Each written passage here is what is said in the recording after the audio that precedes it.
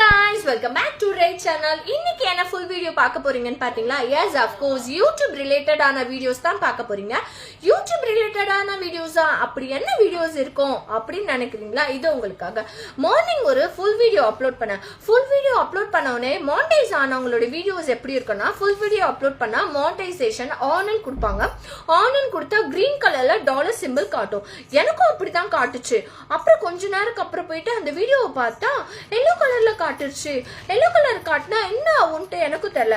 அப்புறம் உள்ள போய் சர்ச் பண்ணி பார்த்தா yellow கலர்ல காட்டி லிமிட்டட்னு காட்டுச்சு அந்த டாலர் சிம்பிள். நான் சொன்ன மாதிரி இதில் பார்த்தீங்கன்னா மானிட்டைசேஷனில் எல்லோ கலரில் லிமிட்டடுன்னு இருக்குது.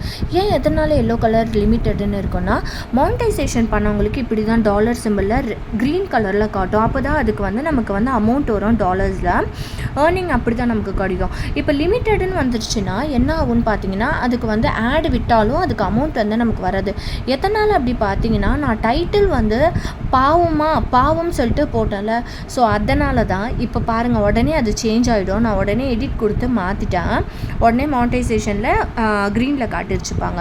ஸோ என்ன ப்ராப்ளம்னு பார்த்தீங்கன்னா நிறைய க்ரியேட்டர்ஸ் வந்து ரூல்ஸ் படி வீடியோஸ் போட மாட்டாங்க. ஸோ அவங்களுக்காக இது மாதிரி சில ரூல்ஸ்லாம் வச்சுருக்காங்க.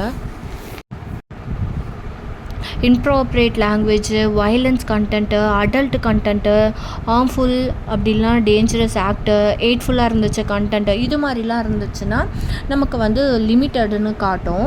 ஸோ வந்து நம்ம அதுக்கு ரைஸும் பண்ணலாம்.